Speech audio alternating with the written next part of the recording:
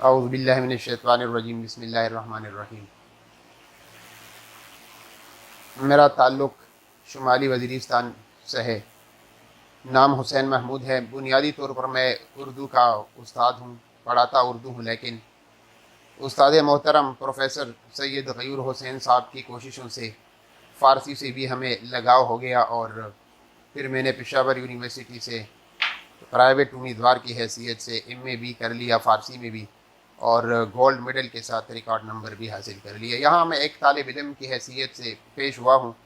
جناب سید غیور حسین صاحب اور جناب پروفیسر جواد صاحب کا ممنون ہوں، جنہوں نے ہمیں ایک ایسا فورم عنایت کر لیا جہاں پہ وہ لوگوں کو بلایا جاتا ہے، انوائٹ کیا جاتا ہے، فارسی کے جو طالب علم ہیں، سیکھنے والے ہیں، شوق رکھنے والے ہیں، کہ وہ آئے اور یہاں اس میں اپنا حصہ ڈالے، اس فورم پر نمودار ہو جائیں۔ اور میں ان کا ممنون ہوں، ان کی کوششوں کو میں سراہتا ہوں، اور خدا کرے کہ ان کی یہ مساعی جمیلہ مزید دوام رکھے۔ میں مختصر سی گفتگو کروں گا حافظ شمس الدین شیرازی کے حوالے سے۔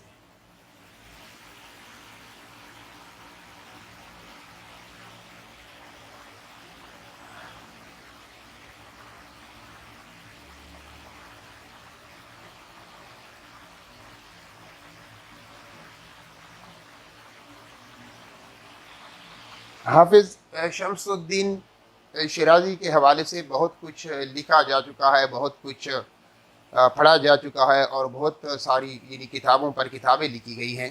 لیکن جب ہم عالمی ادب کو دیکھتے ہیں تو ہمیں ایرانی ادبیات کا جو شعبہ ہے وہ اس لحاظ سے زیادہ متمول نظر آتا ہے کہ اس زبان کو بہت بڑے بڑے شاعر مل گئے، اور صرف بڑے بڑے شاعر نہیں ملے، بہت زیادہ تعداد میں ملے۔ اگر ہم لاطینی ادب کا ذکر کریں گے تو وہاں پہ جو ان کے اتنی بڑے بڑے تھے، ارسطو، افلاطون، فلاطینوس، یا جو دوسرے حکمات ہیں، تو اس کے بعد پھر ایک طرح سے وہ اندھیرا چھا جاتا ہے۔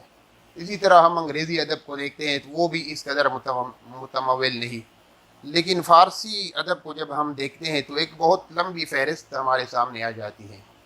یہاں پر فردوسی ہے، یہاں پر مولانا رومی ہے، یہاں پر سعدی ہے، یہاں پر حافظ شیرازی ہے، یہاں پر عطار ہے، یہاں پر ثنائی ہے، خیام ہے، کس کس کا ذکر آپ کریں گے؟ تو یعنی ایک پوری ایک کہکشاں ہے فارسی کے جو بزرگ شعراء ہیں یا جو نثر نگار ہیں۔ فارسی ادب اس حوالے سے ممتاز مقام کا حامل ہے کہ 4 کتابیں فارسی ادب میں ایسی ہیں جن کو بہت زیادہ اہمیت حاصل ہے۔ ایک شاہنامہ فردوسی، ایک مثنوی معنوی مولانا روم کی، اور ایک دیوان حافظ، اور چوتھی ایک ہے گلستان سعدی۔ یہ کتابیں ایسی ہیں، یعنی شاہنامہ فردوسی،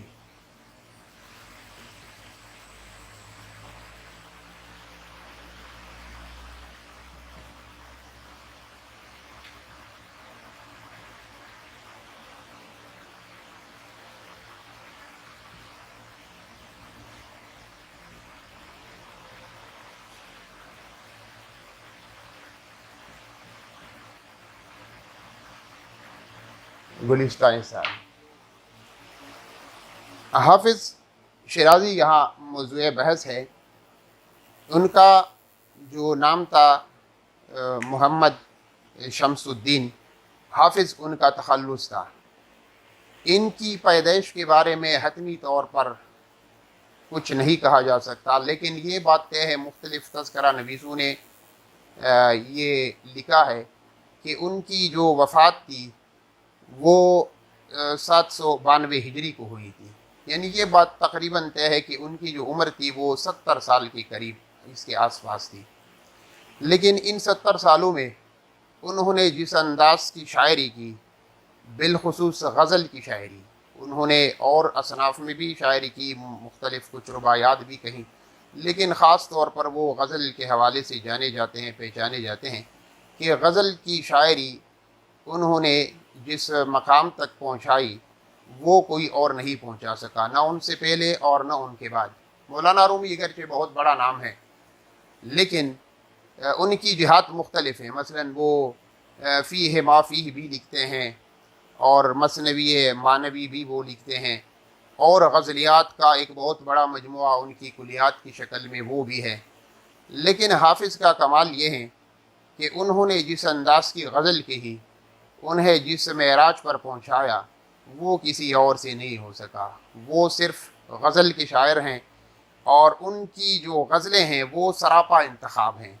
यानी बहुत बड़ी कुलियात होती है किसी शायर की, या बहुत बड़ा दीवान होता है, तो उसमें आप जब औराक उलटते हैं तो कोई 1 2 3 5 6 शेर गज़लों के बाद आपको कोई अच्छी गज़ल सामने आ जाती है जिसके 2 3 शेर आपको बहुत पसंद आ जाते हैं। लेकिन हाफिज़ का कमाल ये है कि उनको आप जहाँ से शुरू करें, ज़रूर आपको, अगर वो पूरी गज़ल नहीं तो आपको 3 4 5 शेर तो ऐसे ज़रूर लगेंगे जो आपके दिल में जागुज़ी होंगे। वो एक शायर ने किसी के सामने एक क़िता लिखा, दर शेर से कस पैगम्बरानंद हर चंद ला नबी आबादी, दर शेर से कस पैगम्बरानंद हर चंद ला नबी आबादी, अब या तो कसीदे वो गज़ल रहा फिरदौसी ओ अनवरी ओ सारी।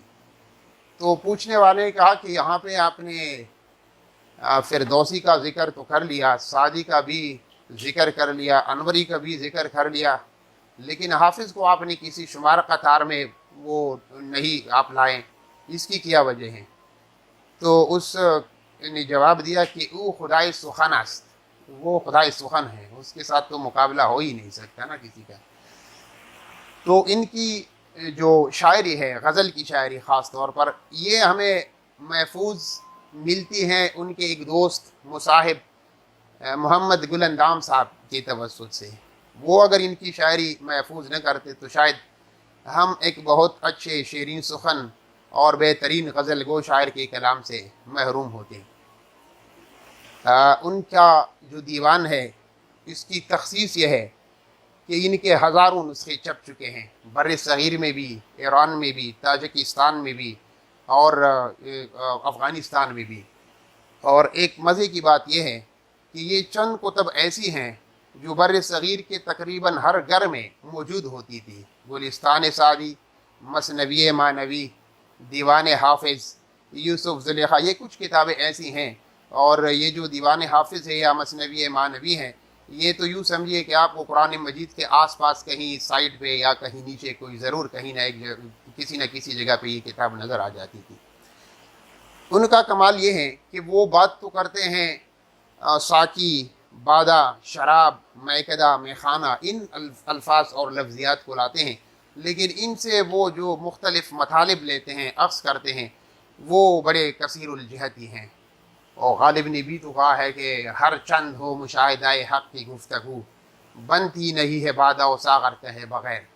तो शायरी की जो इमाइयत है और जो इशारे की ज़बान है, किनाए की ज़बान है, लुत्फ़ ही इसका इसी में है।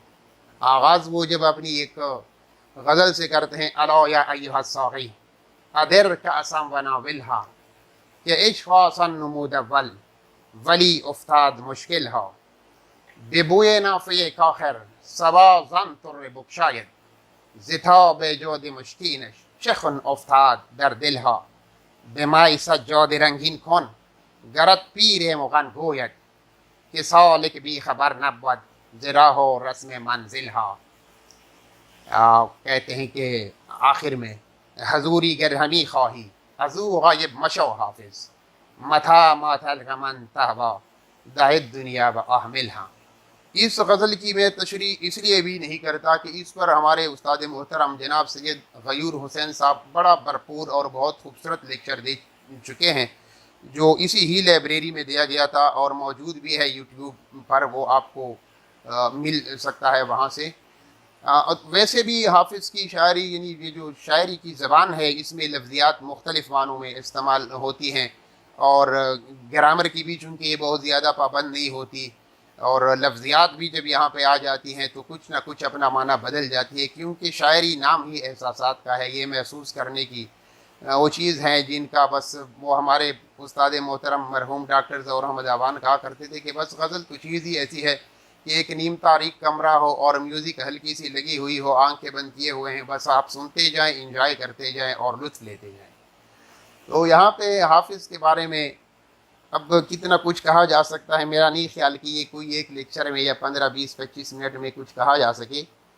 ان کا کمال یہ ہے کہ وہ یہ جو مختلف لفظیات، مختلف محاورات، مختلف الفاظ لاتے ہیں تو ان سے وہ اپنا مقصد ایک خاص نکال لاتے ہیں، اور صرف وہ نہیں، ہر قاری بھی اسے اپنا اپنا مطلب نکال لیتا ہے۔ یہ شاعری کا لطف ہے اور یہ شاعری کا مزہ ہے۔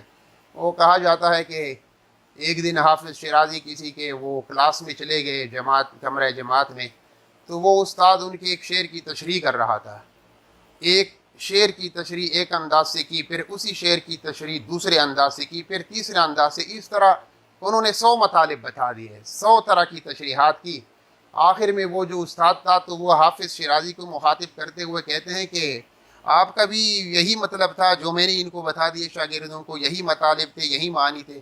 تو شمس الدین حافظ نے کہا کہ نہیں، میرا ان میں ایک مطلب بھی نہیں تھا جو آپ نے بتا دیے، میرا مطلب کوئی دوسرا تھا۔ یعنی مطلب ہے کہ شاعری کا اپنا ایک مطلب ہوتا ہے جسے ہر آدمی اپنی استطاعت کے مطابق اور اپنی پہنچ کے مطابق اس سے وہ لطف لیتا ہے اور اسے معنی اخذ کرتا ہے۔